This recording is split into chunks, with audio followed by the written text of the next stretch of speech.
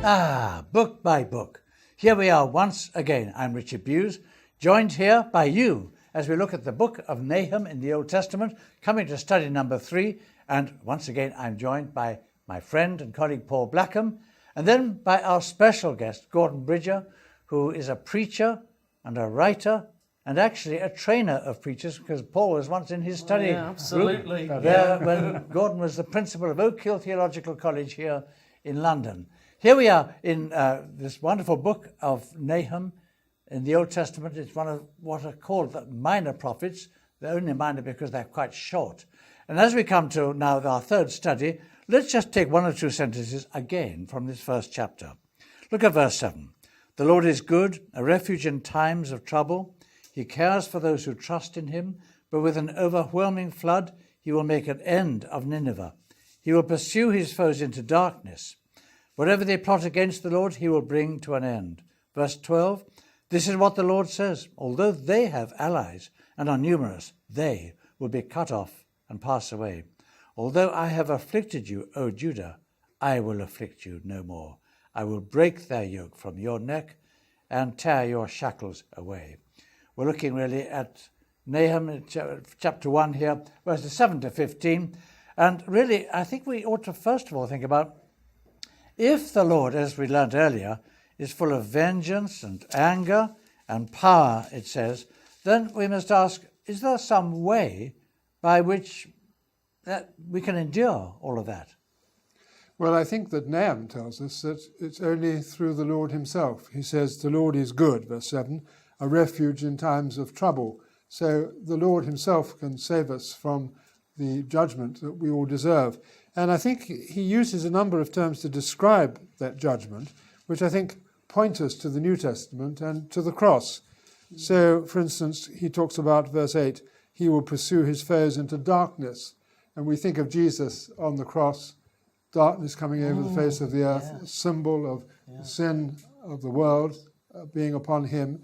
And he endured the darkness we deserved, that we might walk in the light and have fellowship with God. So that's one picture. But there's another one. They will be entangled, verse 10, among thorns. Yes. And that may well refer back to Genesis as a part of the curse or condemnation of God upon humankind because of Adam and Eve's rebellion and disobedience. And the New Testament tells us that Christ became a curse for us. In Galatians 3:13 this is. He became a curse for us that he might redeem us from the curse of the law. So again, we're secure in him because of the cross. And just one more. They will be entangled among thorns, verse 10, and drunk from their wine. That may refer to a picture that occurs a lot in the Bible of drinking the cup with wine, the wine of God's wrath upon humankind for its sinfulness and rebellion and disobedience again. And Christ, we know in the Garden of Gethsemane, prayed that if possible this cup might pass from him. He shrunk from it, but went in obedience, drank to the dregs the cup of wrath, so that we could drink by faith the cup of salvation. So the Lord is good. He is our refuge. Oh God, it's wonderful that we can fill out our understanding of the Old Testament by, again and again, by reference to the New Testament. And you know, our study guide, I think we ought to draw the attention of our friends who are sharing in the study to the study guides that accompany these studies. So if you get the DVD, of course, you can also get with it the study guide that comes automatically. And that fills out a little bit of what we're attempting in this sort of brief study time that we have right now. Actually, to follow on from where you left off, Gordon, I mean, how does Nahum hold together the beginning then of verse 2, the jealous and avenging God, with the beginning of verse 7, which, as you were quoting, the Lord is good, a refuge for those in time of trouble? Yeah, that's for me, I think, the way that the Lord, because you think the Lord's good, we like that, jealous and avenging it again. Sometimes people go, oh, that's a contradiction.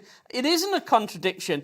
The Lord is both good and angry and so on because of his passion for people. It's passion and love for people because he's got these love and purposes for the world, and he sees all the evil and it bothers him and he won't have it and he hates it and he'll drive it away. And we think about ourselves that we can become so sort of hard-hearted and apathetic about things.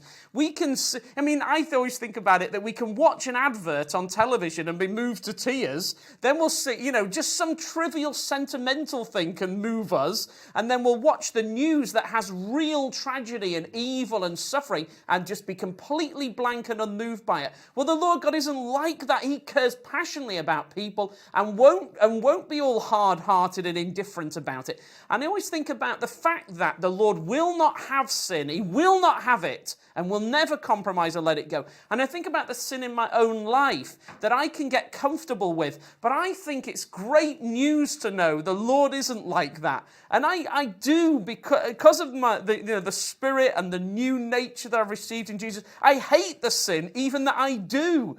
And so I love the fact that the Lord says, we'll not have it. We'll get rid of that once and for all. And that sort of way in which I go, that's wonderful. The Lord is good and he will not tolerate evil. And I love that. I long for the day when I myself, he'll drive out all the evil from in my own heart. Wretched man that I am, who will deliver me from the sin that's in me? He will, because he's a good God who cares passionately. Oh, absolutely. It's wonderful. I love the three tenses of salvation. He has delivered us from the past penalty of sin by a crucified Saviour. Wow. He is delivering us now from the power of sin by a risen Saviour, and he will deliver us from the very presence of sin by a coming Saviour. Wow. And that is a thing that we can hold on to with great confidence. Yes. Wow.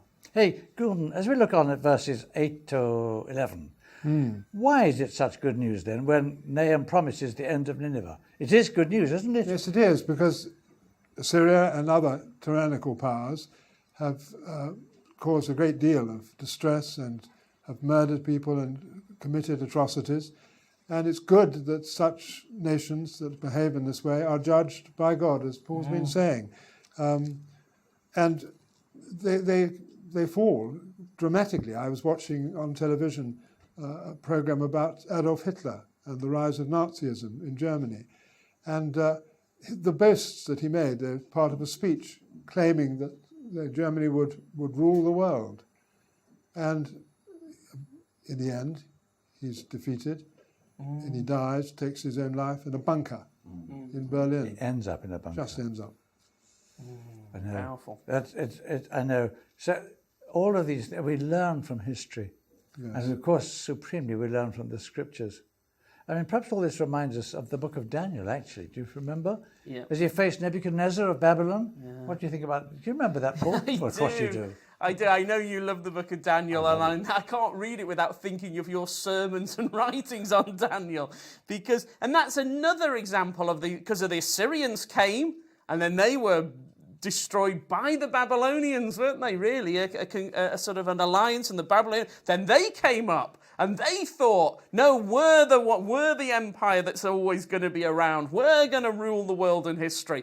And there's Daniel, and he's in the middle of that, and he discovers the same, all the empires come and go. You get Assyria, Babylon, then you get the Medes and Persians, then you get the Greeks of the Seleucid kingdom, then you get the Iron Fist of Rome, one after another. And each one of them in their day seemed as if it would last forever. And we've got the Thames behind us, and you think, over all the hundreds of years that ships have come and gone here, all these different ships coming from all these different empires and kingdoms, many of them don't even exist anymore. And sometimes they do, but they're small. And I always think that with Daniel, and I love that vision, isn't it, where there's a stone that's a little stone, and it rolls down, and there's this statue that represents all those empires. It's glorious. Daniel chapter 2, the little stone that hits the great statue that resembles all the different kingdoms that are coming. Yeah. And they all end up pulverized. What's it? That's the kingdom of God. The kingdom of God, the stone that became a mountain. That filled the earth. I think Nahum's reminding us of that same great truth, that here they seem impossibly big and we're frightened of them,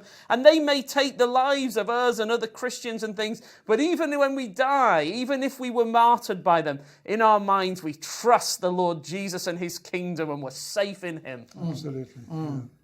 Hey, go on, let's look on. Where are we? 12 12 to 15. 15? Yes, I think let's look at that. Where Nineveh is seen to trust in its allies, as we read earlier, and its gods in verse 14. So why is this issue of trust and security so very central here?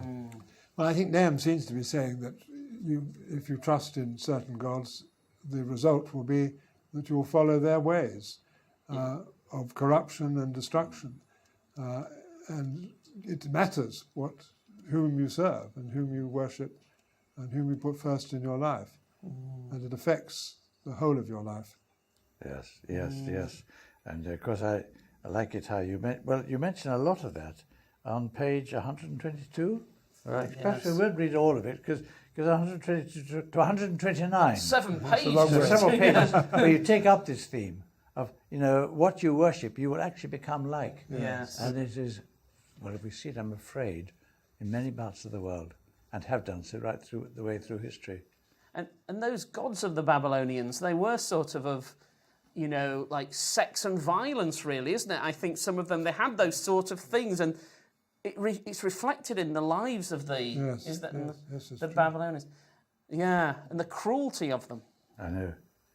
Yeah, so, yes, that's right. In the second part of verse 15, the people of Judah can look forward to celebrating their feasts again. And that's encouraging for us all to remember and to hold on to. And that idea, isn't it, of the you think it's strange that the idea that when there was this terrible destruction of Nineveh, that might have been reported in the news like terrible war in Assyria, but over in the church, over in Israel, yay! Yeah, it's right. feasts and festivals, and there's that sense of that, isn't it? Quite right, quite right. Absolutely. Exactly. So, I mean, now, look, the first part of verse 15 seems to have come straight from Isaiah 52, verse 7, about the looking on the. There on the mountains, the feet of one who brings good news, who proclaims peace. Yes. Yeah, it does look like that. Why does Nahum kind of remind us of that prophecy, do you think? Well, He's that's obviously he seems to be a link up with Isaiah there. that link up with Isaiah. Because Isaiah had promised, I don't know, was it maybe 80 years earlier sort of time? Yes. Yeah, maybe that sort of time. Isaiah had said, these Assyrians, they'll be gone. And then all that time, people are like, oh, Isaiah, he's lost it. There's no way that Assyria is going to be destroyed. Well, of course, in the book of Isaiah itself, you see that way in which the Lord was able to defeat the Assyrians. And Nahum recalls that to them and said, do you remember what Isaiah promised? The Assyrians will be destroyed. And do you remember what happened during the life of Isaiah? The Assyrians, when they came to Jerusalem, the angel of the Lord came and sent them packing.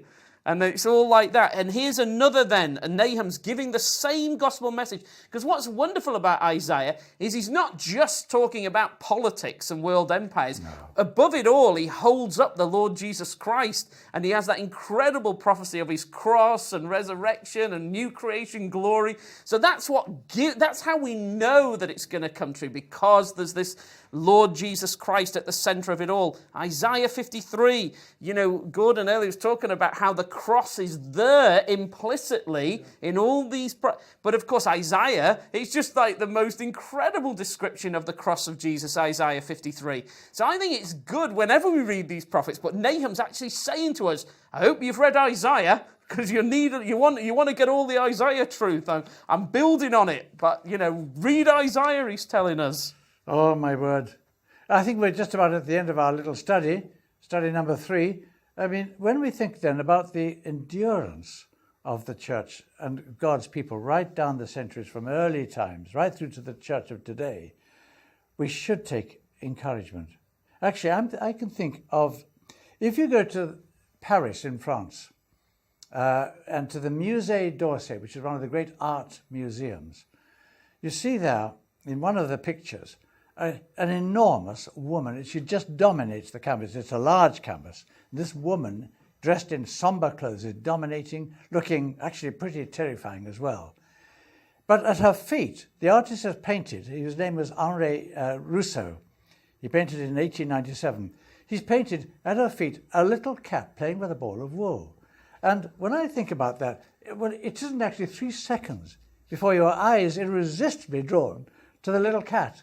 So as we wind up now this study, I mean, I would say that that's something of a picture of the church, really, often dismissed from early times as being nothing but scum and all the rest of it. But actually, it's the church, like the cat in Rousseau's painting, that somehow captivatingly stayed, in posterity's view, despite all of the opposition that there is, and despite every formidable rival that there is on the canvas of history, from Ashurbanipal of Assyria, right through to Nero, right through to Hitler, as you were mentioning earlier, and far beyond. The church is still there. The church is going to outlast every body, every group of people, every kingdom in sight. If we're part of that, amazingly, we're on safe, secure ground. God bless you. We're going to come back with another study before long.